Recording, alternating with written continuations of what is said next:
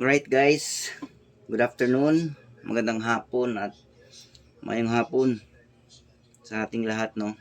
Itong videong papakita ko ngayon guys, kasi ganito nangyari.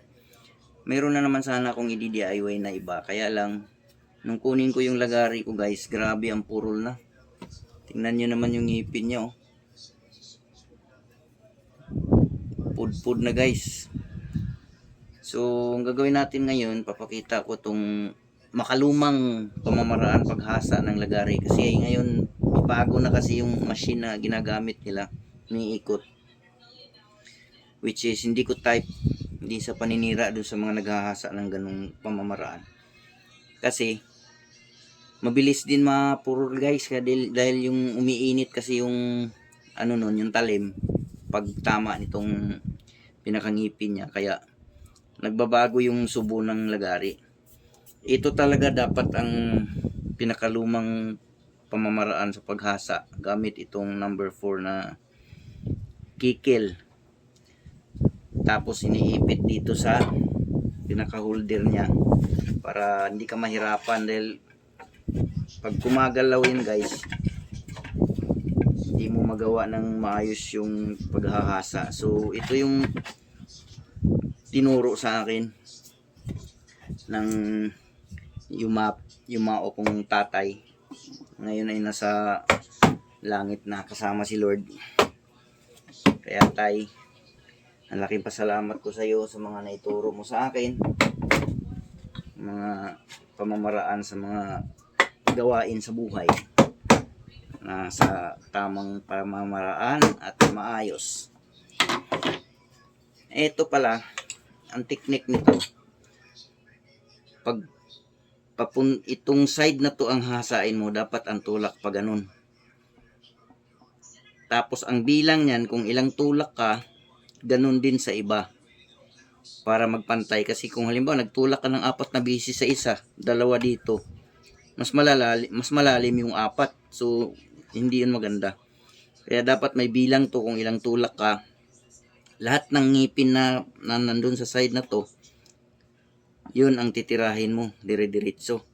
Tapos baliktarin mo naman pagkatapos, pakabila naman, basta't may bilang kada tulak, kung ilang tulak ang kada ngipin, para pantay-pantay ang ano. So let's go, pisahan na natin. Yan o, diba, naiipit mo ng maayos.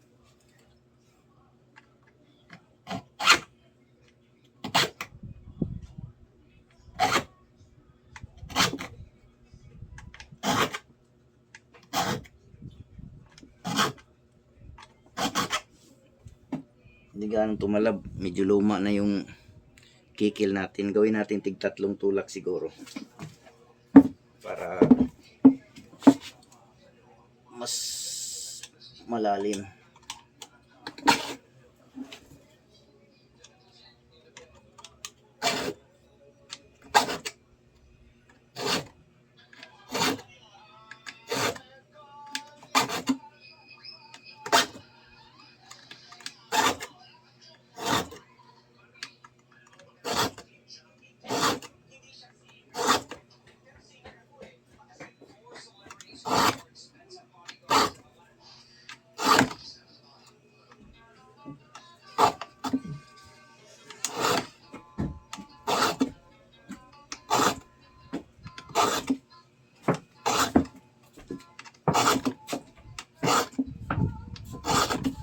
I'm sure may mga iba pang karpintero na nakaka-relate nito, no.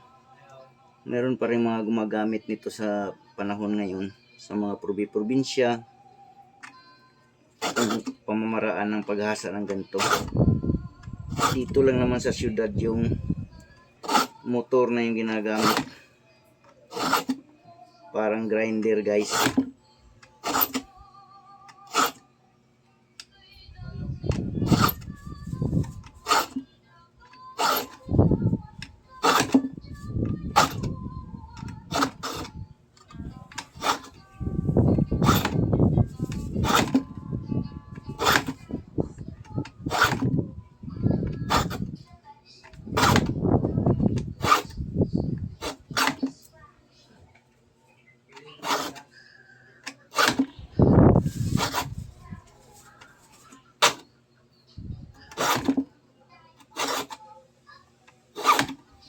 Hindi ka pwede magkamali guys nito. Dapat lahat ng papunta ron yun ang titirahin mo. Kasi kung matira mo yung papunta rito, wala. Lalong hindi tatalab ang lagari nyo guys. Kaya alternate kasi to eh. Isa, dalawa, isa, dalawa, isa, dalawa, ganyan.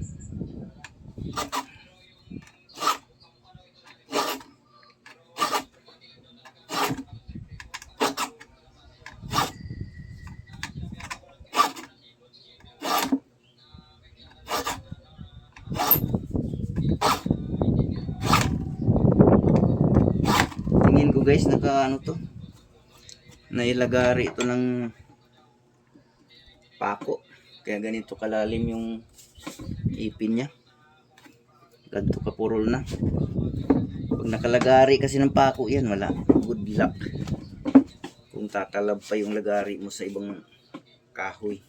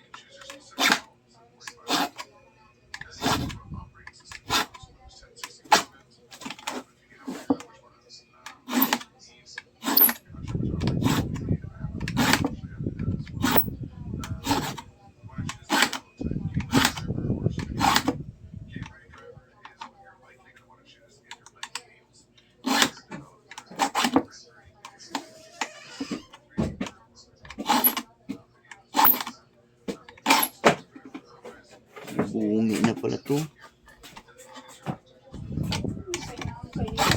Nawala na isang ngipin. Kikil.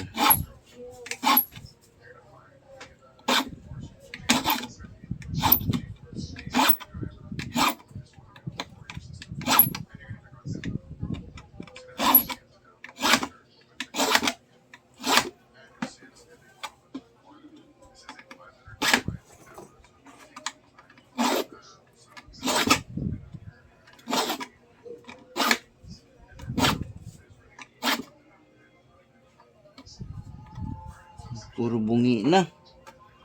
Ano ba nangyayari dito?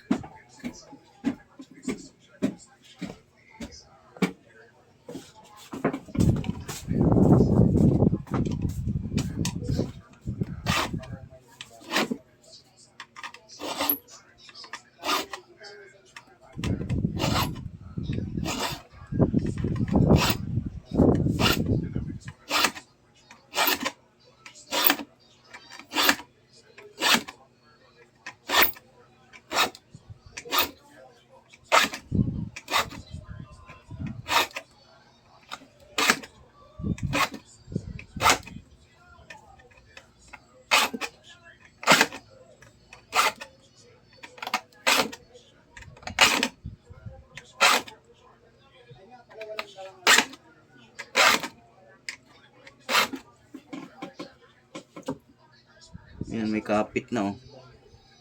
Kanina. Nako. Ayan oh, yung kabila oh. Ngayon, hindi mo na pwedeng hilain kamay mo. Sugat. Tapos, ikot naman pa ganyan.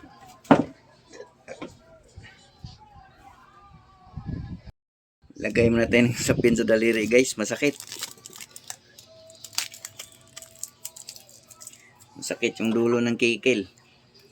Ilagyan natin ng sapin para hindi tayo masugat. Sakit to.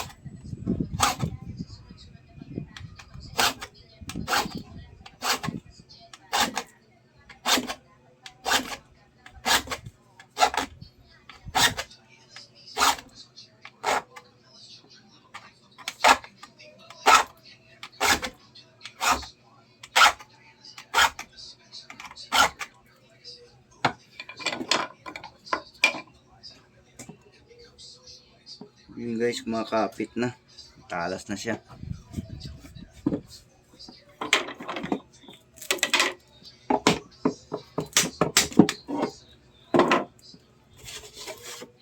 Ngayon, pagkatapos nun, since na tumalas na siya, ang problema pag ganyan, lumiliit yung kanyang buka. Ito.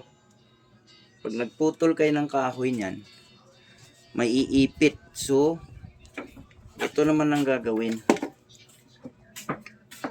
Kailangan ibuka to gamit nitong, ano ba tawag nito sa English, tong tools na to. Ganon din kung anong proseso yung paghasa, ganon din tong pagbuka.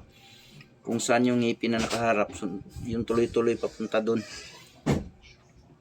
Para pagka kasi ganito kanipis, iipit ang kahoy nito pag pinutol nyo. Iipit sa kahoy. So, kailangan ibuka naman to. Yan. Bukahin naman natin to.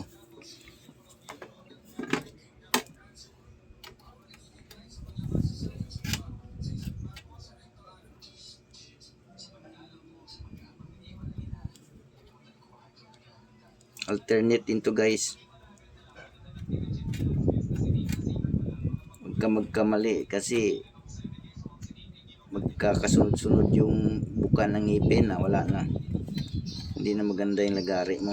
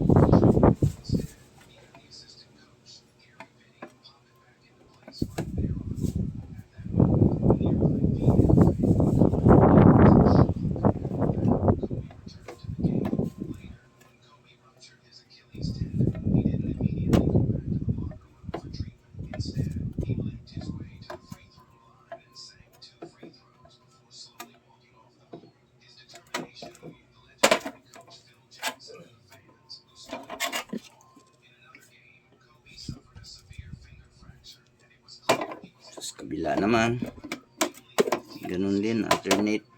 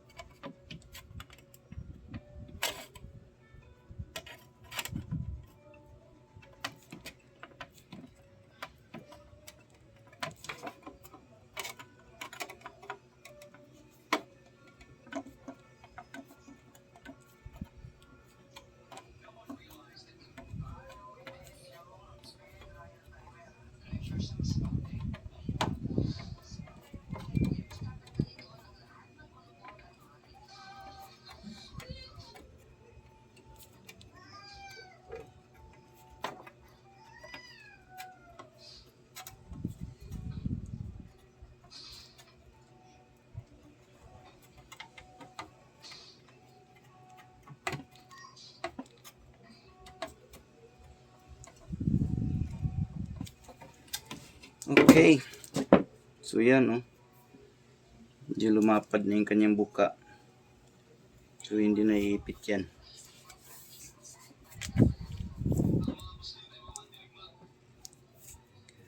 So yun lang guys.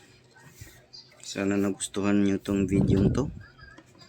Maraming salamat. Thank you for watching. Hasa at pagbuka ng ngipin ng lagari. Thank you for watching.